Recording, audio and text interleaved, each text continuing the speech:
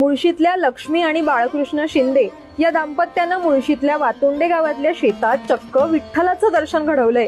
भात रोपांची अनोखी हिरवीगार 120 फूट लांब विठ्ठल माऊली त्यांनी साकारली आहे।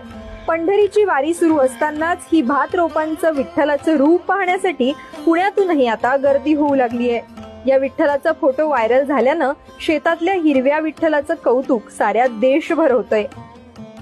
बाळकृष्ण शिंदे यांनी आपल्या 1 गुंठे शेतामध्ये विठ्ठल शोधला आणि तो पेरला। 120 फूट लांब आणि 60 फूट रुंद उंचीचा पांडुरंग रूपी भात पीक उगवून आला आहे।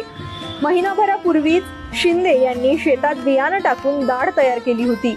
भाताच्या दाढी विठ्ठल रूपी फक्कीनं काढलेल्या डिझाईन मध्ये तंतोतंत पेरल्यात। पाऊस होताच आता हा पेरलेला विठ्ठल लक्षवेधी ठरलाय। मुठा नदीच्या तीरावरील वातुंडे गावातील निसर्गरम्य परिसरात लक्ष्मी बाळकृष्ण शिंदे